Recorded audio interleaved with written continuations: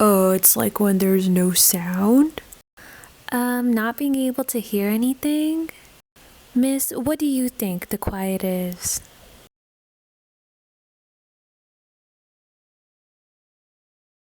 Amazingly put. Great job. Honestly, that's probably the only correct answer. Anyway, this is what I'm trying to figure out in today's video. Where is the quiet? Or I guess, does it still exist?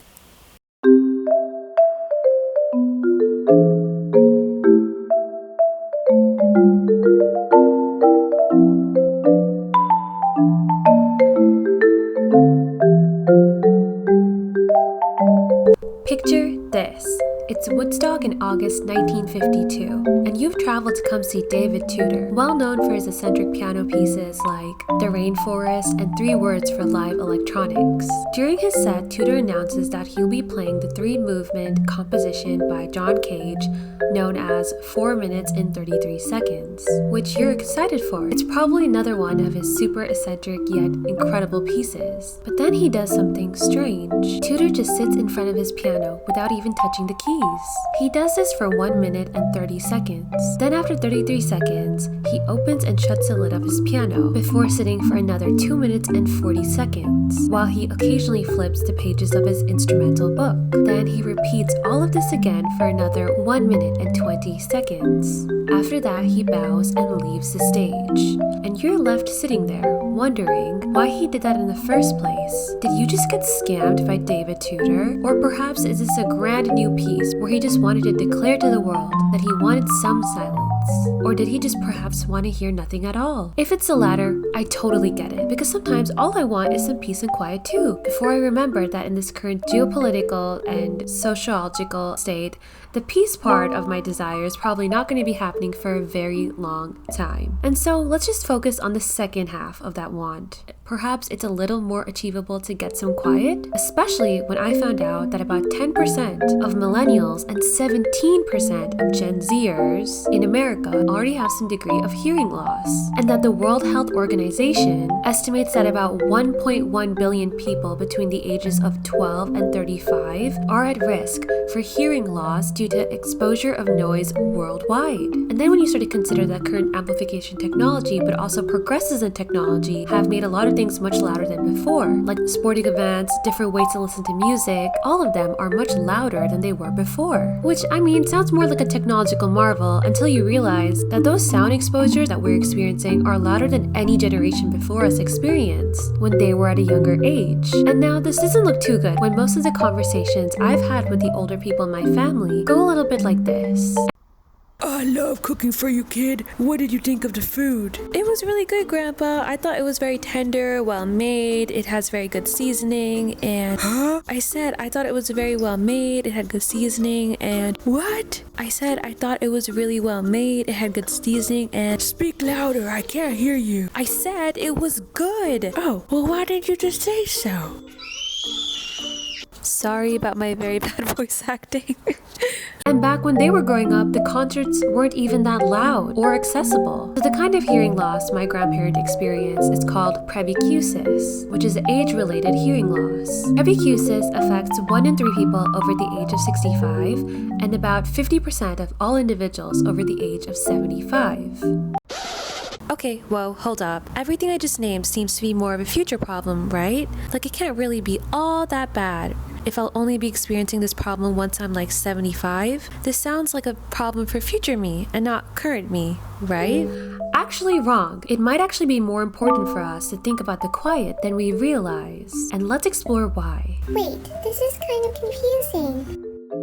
Before we learn about that, can we learn about how sound works in human ears? Alright, before we explore why, let's explore a little more about the anatomy of our ears. Hopefully, that will let all of this make a little more sense.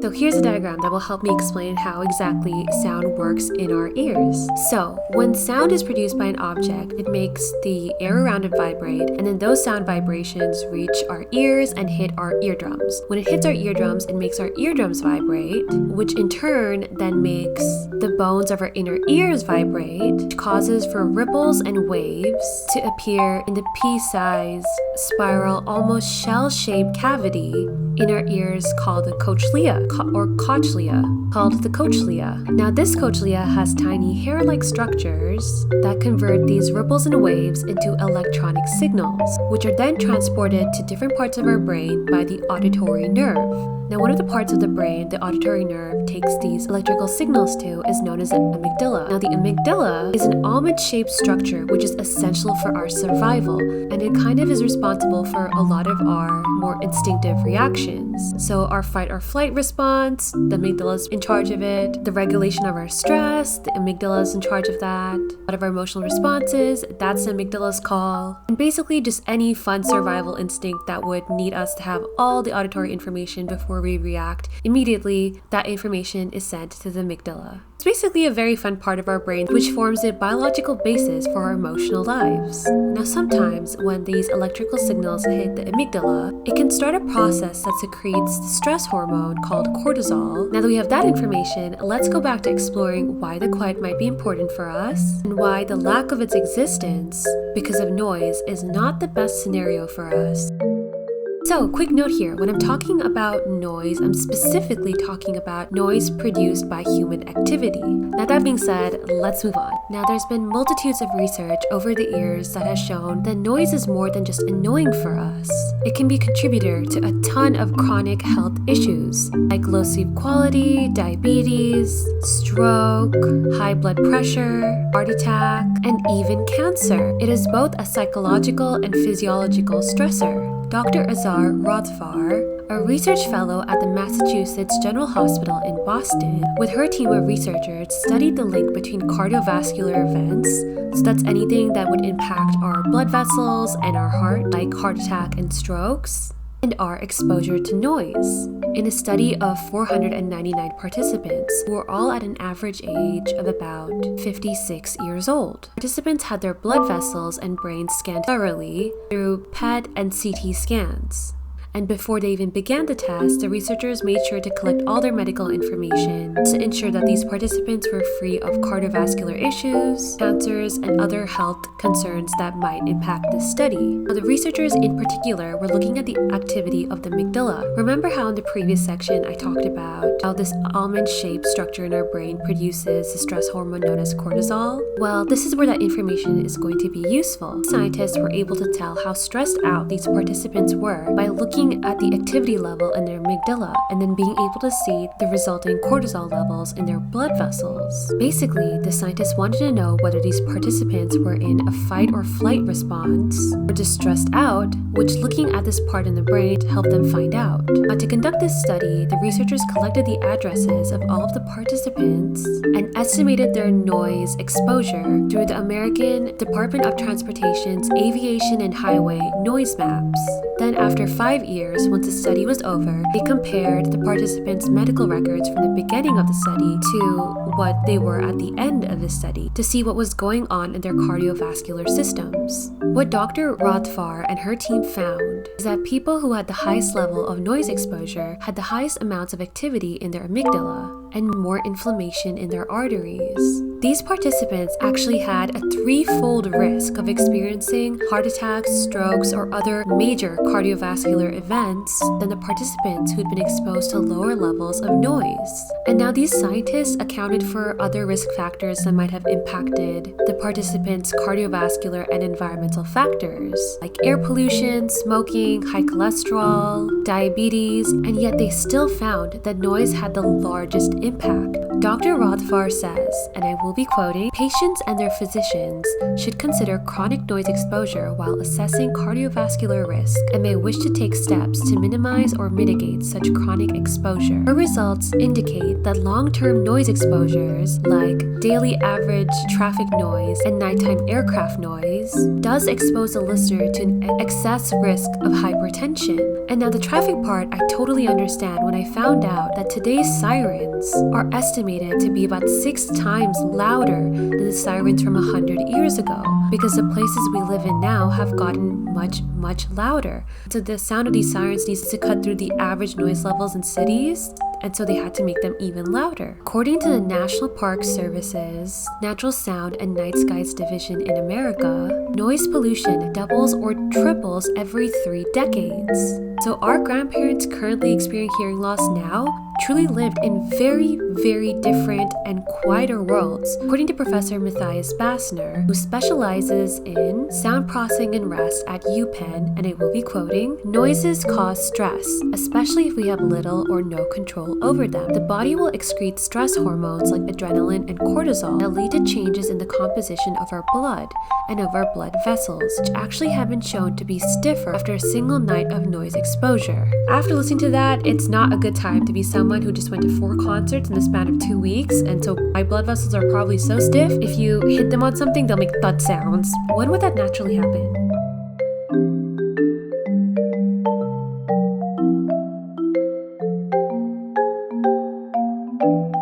But anyway, damage to our auditory systems can also impact our ability to hear subtle auditory changes in loud settings.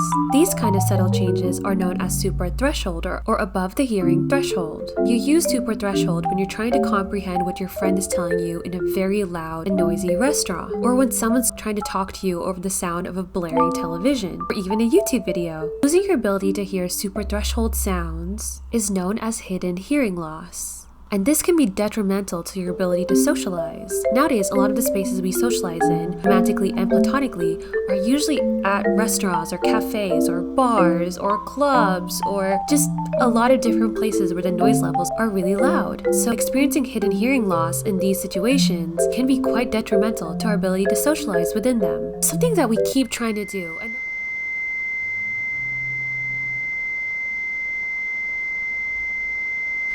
Oh, were you not able to hear me during that entire section?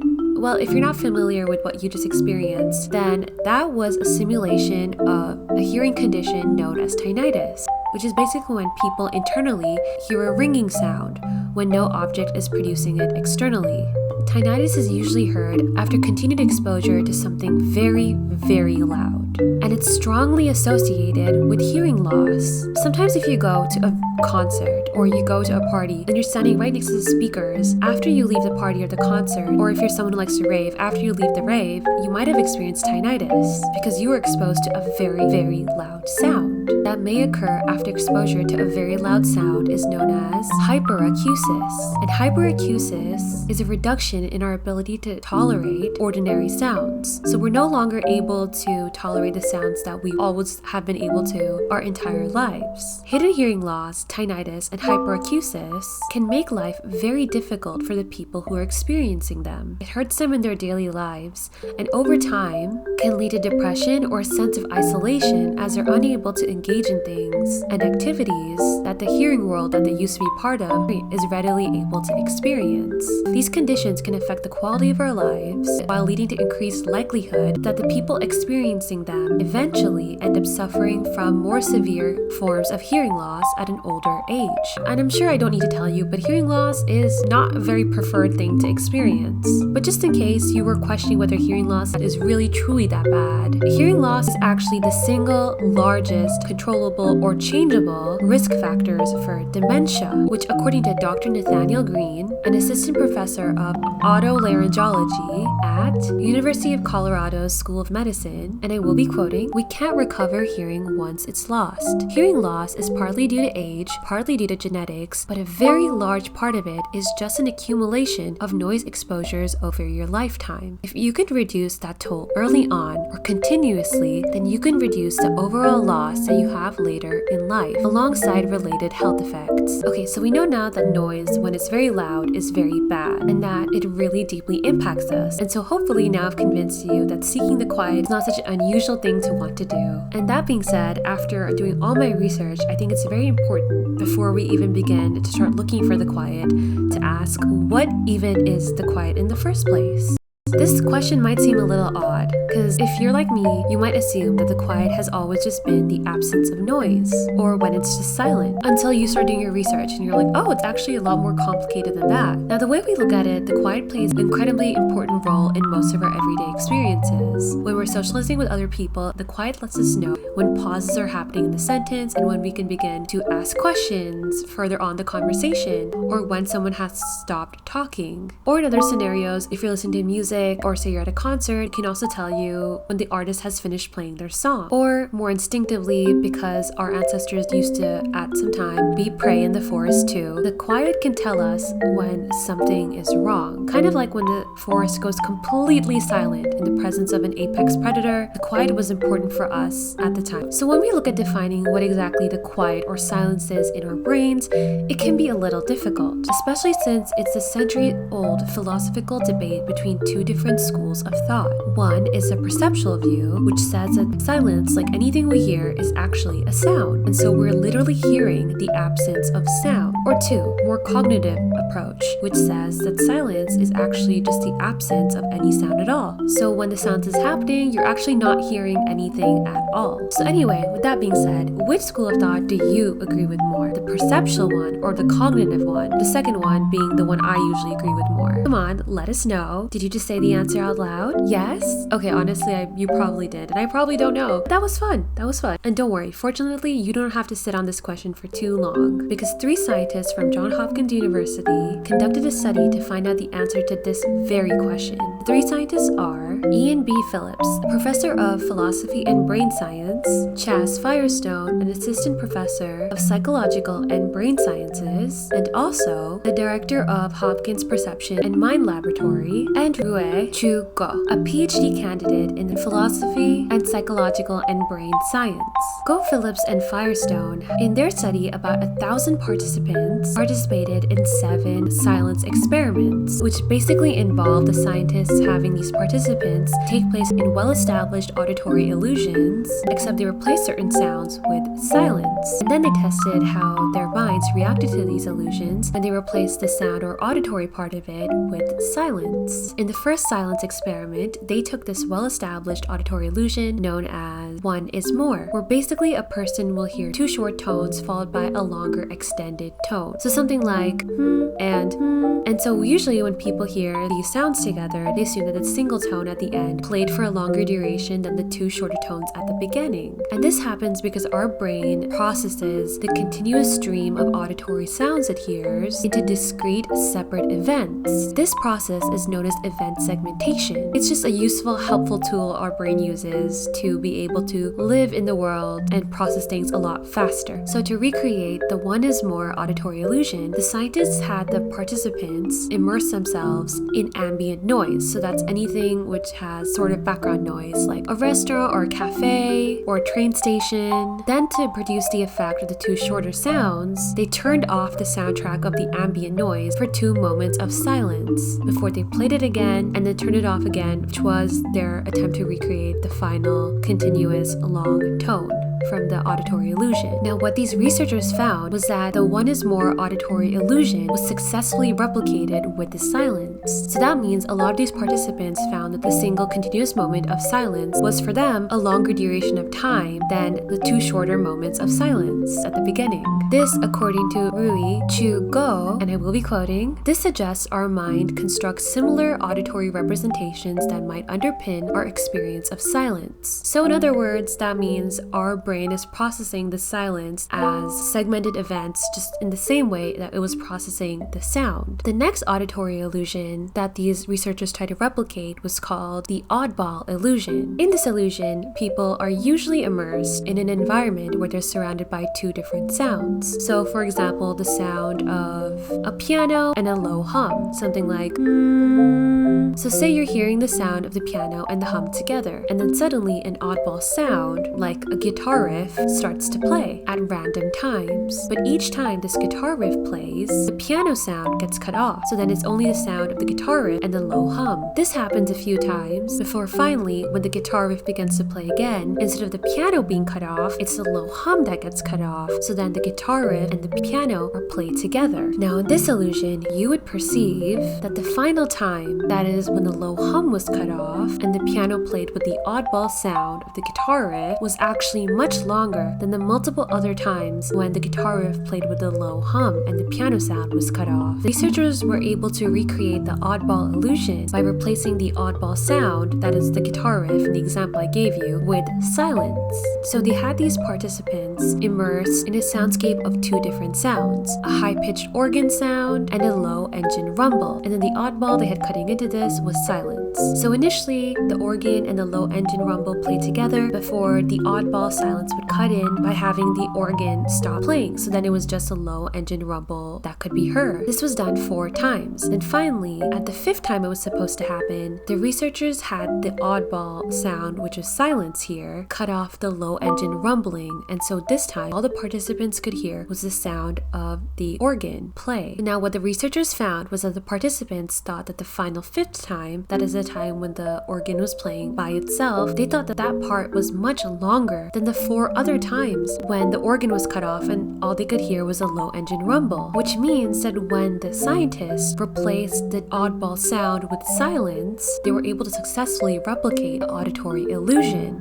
for silence, which means that the participants' brains responded to silence in the same way that they would have responded to the version of the illusion where silence was the oddball, in the same way that they would have responded to the original illusion where an actual sound, in the example I gave, it was a guitar riff, was the oddball. And therefore, in all of these experiments, the results were equally as powerful with silence as they had been in their original auditory forms. So, back to my question from earlier, that is, what school of thought do you agree with more? The perspective, silence is actually a sound, school of thought, or the cognitive, which is that silence is actually the absence of all sound? And which one do you think has more evidence behind it? Well, given the study we just heard, it would have to be the perspective view, because it showed that the perspective view, that is, our brains hearing silence as a sound, was much closer to reality than the cognitive view, according to Chaz Firestone, who has a really cool last name, but also was one of the scientists from the studies I just described, and I will be quoting, "If you can get the same illusion with silence as you get with sound, then that might be evidence that we literally hear silence after all." Now, I'd just like to say, if you're like me and you thought that the cognitive perspective made more sense to you, then you're not irrational or ridiculous. It is not unusual to assume that we only perceive what is tangibly present all around us and not what's absent, because that's usually how we understand our senses to perceive different things. We tend to look at the world in a one-dimensional way based on what we're actively perceiving. So hopefully this knowledge can help us broaden our senses a little more, or at least it has for me. And for Rue Chugo, one of the scientists working on the study I just talked about, his favorite koan is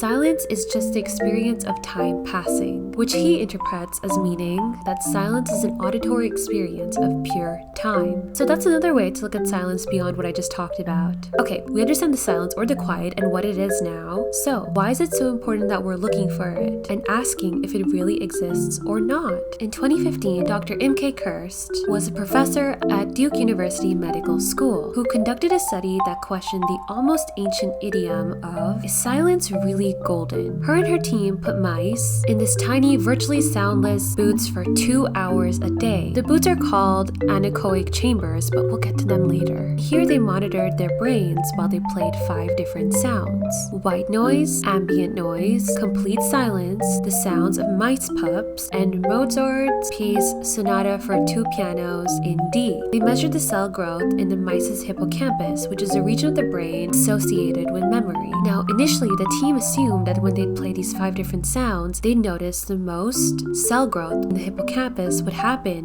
when the mice heard the sound of mice pups. Instead, what they found was that it was actually silence that contributed to the largest increase in cell growth in the hippocampus of the mice. Specifically, they found that it resulted in the highest number of newly grown and sustained neurons or cells in the mice's brains. Through functional imaging studies, which is basically like when they photographed the brain during the study, Kirst and her team deduced that trying to hear in silence activates the auditory cortex, which is the part of the brain that processes sound, and it also carries out all of our hearing functions. So silence actually led to a larger, greater number of newborn immature neurons than both ambient noise, the sounds of the mice pup, Mozart's musical piece, and ambient sound and white noise ever did, which is pretty interesting to hear that actually trying to actively listen in silence helps improve our ability to think and perceive. I mean, I guess this is why quiet libraries exist. Kirst and her team also made an observation that listening deeply in quiet environments can actually be a kind of positive stress called eustress. And those 2 words, positive and stress, together might sound a bit contradictory, but positive stress is actually something very important to us. It's basically the kind of stress you experience when you're happy, excited, and it's what encourages you to try new things, go out of your comfort zone and just experience new things in life. That kind of stress is good. That's why it's called positive stress. It's not bad for your body. And so basically what Dr. Kirst found out with her team was that of all the sounds the mice experience, silence was the most arousing. But also for these mice, silence is also unusual because they're not in environments where there's just pure silence. And so they might be a little more alert during it. Because just think about it, as prey animals, when the forest goes quiet, that usually means that there's an apex predator close by and that these mice are in danger. So for them to go more alert during this time period actually might be more beneficial and might make sense evolutionarily. But that theory is just fine. And so because there's not actually anything stressful happening in the environment, but you're more alert, this might actually lead to positive stress or eustress. And okay, it's great for mice, but is it great for us? And the answer is yes. Mice are genetically, physiologically, and anatomically quite similar to human beings, which means that silence here leads to the process of cell growth and maintenance in our hippocampuses too. And so through Dr. Imke Kirst's experiments, we can see that silence doesn't just eliminate stress, but instead provides a space for us to marinate our ideas and better manage what we're experiencing. To quote one of the papers or articles I read, silence represents a state of preparation for emptiness. That sounds so cool. And aside from all of that, silence is good because it prevents all the disadvantages of noise that we talked about in the earlier sections. Okay, yay, so we love science. Science? Okay, yay, so we love silence. And so we have good reason to look for the quiet, but does it even exist?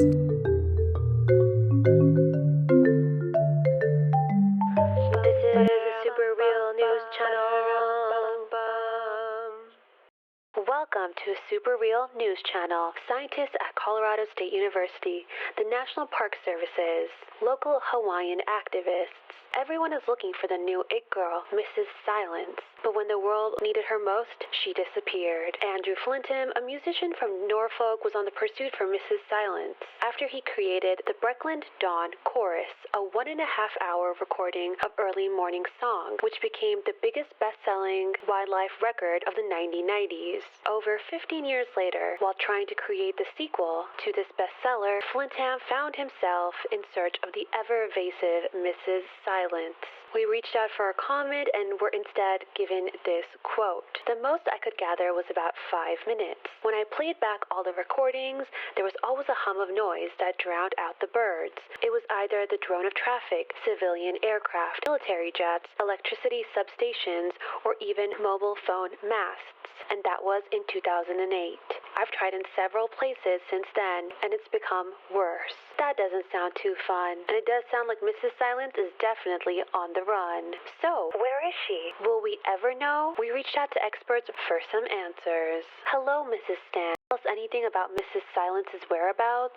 Yes, we've been looking at all satellite images to exclude areas with artificial light and then eliminating areas that we know have timber operations, mining, agriculture, roads, nautical shipping routes, basically anything where we know there may be noise. What about Antarctica? Well, Antarctica is really tricky. We know Miss Lentz doesn't agree with certain seasons, like winter storms, or in the summer, since there's usually research planes, tourism boats, and resident scientists who are powering their camps with diesel generators that can be heard as far as 20 miles away. That's 32.2 kilometers away. Could she perhaps be underwater? Probably not. Since sound travels 4 times faster in water than air, and the ocean is filled with sounds of ships drilling and explosions, it's not very peaceful down there. Are there no other remote areas where she may be hiding? It's hard to figure that out. Even in remote areas, there's still noise due to planes. Even the North Pole and deep in the Amazon rainforest at about 1,200 miles or 1,900 kilometers, you can still hear planes. On a clear day, a large aircraft can travel up to 100 miles or 160 kilometers. Then, a commercial flight can't fly at any altitude where it isn't audible from the ground, and the sound of any aircraft can be heard about 3 to 8 minutes after it passes.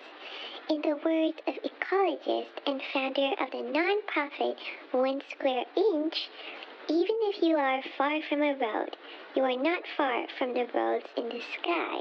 Is there truly nowhere where Mrs. Silence may be? Considering the fact that there is absolutely no place on Earth that is completely free from human sound all the time, perhaps not. Truly a sad day to see a diva down. R.I.P. Mrs. Silence. Once again, we've lost another fantastic diva. And that's all we have for you today on this very real news channel. This is a super real news channel.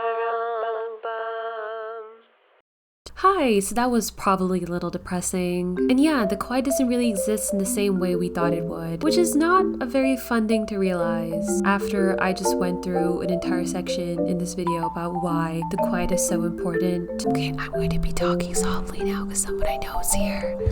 So this part is going to be ASMR. I'm so sorry if it becomes uncomfortable. Now, there are no truly silent places in nature, or what we'd qualify as truly quiet places. And what we'd qualify as truly quiet places is dependent on how long you really want your silence to last. Gordon Hampton, the acoustics engineer the news segment before mentioned earlier, also made it his mission to discover what the last great quiet places were, which are the areas in the world that measure at human noise-free intervals of 15 minutes or more. According to him, an area of 1,200 square miles or 300 square kilometers is enough to create a sound buffer, and so he collected a list of areas like this. Unfortunately, over the years, his list has shrunk, but still, he says in America there's 12 quiet places, and he has also identified others around the world too. He's released some of them, but keeps a lot of them pretty confidential, and I will say that this information I learned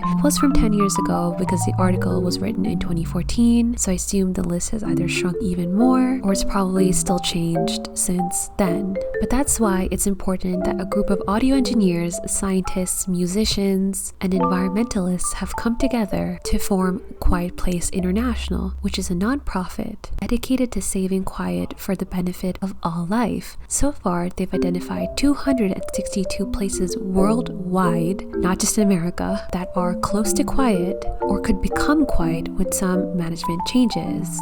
So, not all hope is lost, and I would sound more excited if I wasn't terrified of the people outside finding out what I'm doing right now. You can actually go on their website and take a look at all the quiet places and sign up for some of them. But say you suddenly want to be truly immersed in complete silence, like you thirst for absolute quiet for an indefinite period of time, well then, boy have I got a product for you. Remember when we talked about the quiet, virtually soundless booths that the mice had to go into? Well, those are called anechoic chambers, and this is where I'll be getting into them. They're both soundproof and sound wave absorbent, which means that sounds produced in them don't really get echoed and no sound comes into them, so you are basically immersed in complete silence. One of the journalists from the articles I read, named George Foy, said that he measured that the noise levels in the anechoic chambers were 9.4 decibels lower than what the human ear can detect. And for George Foy, while he experienced silence in the chambers, he said he also started to hear something else. He started to hear the sounds his own body made,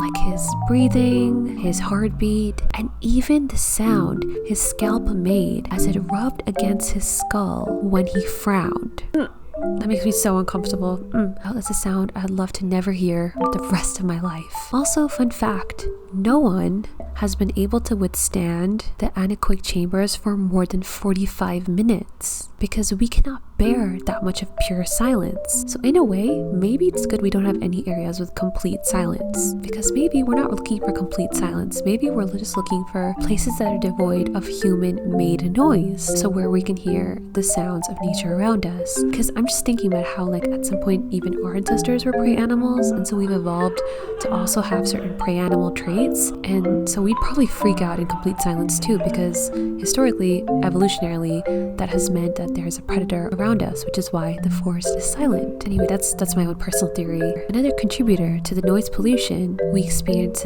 are daily pieces of technology or everyday tools we use, which isn't such a good thing when our besties, the World Health Organization, says a persistent sound of just 30 decibels, which is about the level of someone whispering in a quiet library, is enough to disturb a person's sleeping patterns. And we're usually surrounded by stuff that contributes to noise that's much louder than a whisper in a quiet environment. Well, this is what actress Poppy Elliott, who is also the granddaughter of John Connell, the founder of UK's Noise Abatement Society, has been fighting through her charity known as the Quiet Mark. Basically, the Quiet Mark campaigns for quieter products like quieter airlines, trains, hair dryers, food mixers, and even musical instruments. The charity theorizes that the reason why so many of our products are so loud and noisy is because it's just cheaper to make them that way. And so the Quiet Mark campaign awards a purple Q stamp of approval to products or schemes that take into account our ears' sensitivity towards loud noises and sounds. If you go on their website, you can find all the products they've awarded this purple Q stamp of approval to. You can also find guides called Acoustics Academy with information on how different architectures have different acoustic experiences and terminology with insights to design with sound in mind. And if you're not an architect but you're still just interested in what products have the Q stamp of approval or how you could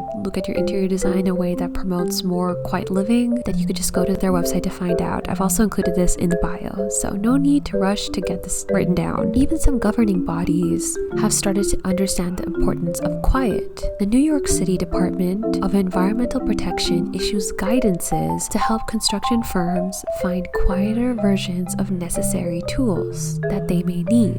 They even reward contractors who use tools and machinery that are designed to reduce noise. NASA even has an entire program dedicated to reducing the noise that the workers have to experience as an occupational hazard, called as hearing conversations. Now, these decisions in America have only followed governance in Europe by the European Union, which improved an environmental noise directive that sets out goals to determine noise levels and their exposure levels across Europe, making this information public and then working to reduce these noise levels. In 2014, the European Environmental Agency also began to recommend the creation, identification, and protection of quiet areas. As of 2020, about 85% of the EU countries that are reporting their noise levels have set out criteria for designation of quiet areas in their territories, and about 60% of them have designated at least one quiet area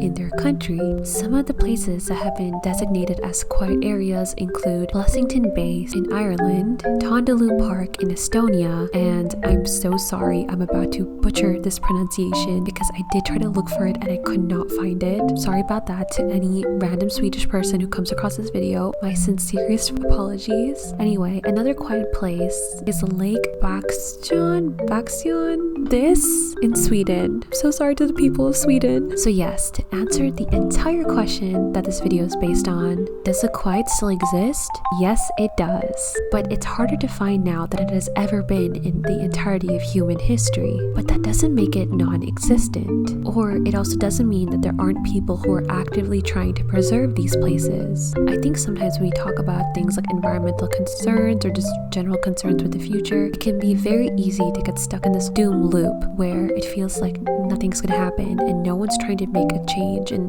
the problem can never be fixed. Just remember that if you're worried about something and you've heard information that is worrying, chances are there's somebody else out there who might have the means or the educational tools or the expertise to fix it who's also worrying about this. They might have already started to make a change, which you may be able to help contribute to. It's kind of like how back 10 to 20 years ago, everyone was so concerned about the ozone layer because people were talking about it, but then there was also people out there making a change, and now our ozone layer is perfectly fine. So see, it's possible for things to get better. So now, let's go back to the beginning of the video. It's August 1952, and you're back in Woodstock, and you've just heard David Tudor play nothing at all. You're confused, unsure, wondering if you just maybe got scammed, and so you decide to find out more about the piece that David Tudor played, 4 minutes and 33 seconds. What you find out is that this piece was composed by John Cage, and it's a silent piece that he wanted to use to get the audience to listen to what's around them, because according to him, and I will be quoting, quoting, "There's no such thing as an empty space or empty time. There is always something to see, something to hear. In fact, try as we may to make silence, we cannot." And that's one thing I'd like you to reflect on once this video is over. And also, I'd like to leave you with another quote in case this entire video did not respond to you. This quote is by George Foy, the journalist who went into the anechoic chamber and measured its sound level. And this is what he had to say when he spoke about trying to find the quiet. "The only time you'll hear absolute silence is when you're in no position to hear it, because you're dead." That's all for the video today. Thank you so much for watching. I really appreciate your support. I would like to say this is the second time filming this video, because 2 weeks ago I filmed it, I was almost done editing it, I was about to post it, and then the entire audio file got deleted. So it was just silence. So I had to re-record this. And it was my New Year's resolution to upload more frequently. And then that happened. So I failed the second time I tried this year, which was not very fun, but we're going to keep going and try again and again. We're going to keep going. But thank you so much for watching. I hope you had a great time watching this video. I'd love to hear your thoughts, so please do feel free to write them in the comments if you've had something that stoked your interest that I talked about, or if you'd like to elaborate on anything else or have some anecdotal tales related to this topic. I'd love to hear them. One like to this video equates to the sound level in our lives going down by 1 decibel, so we all live happier lives. Anyway, thanks again for watching. Thank you so much for 600 subscribers. That's crazy. That's like a mid-sized town. What? I can't believe it. I'm truly so thankful and I appreciate this so much, and I really hope you all continue to support me, and I also really hope that I continue to make stuff that is deserving of the support I'm getting. So thank you so much. Hope you have a lovely day, and I will definitely be seeing you soon, because I am trying, and I hopefully found a way for my stuff to not get deleted. Alright, I'll see you soon. Bye!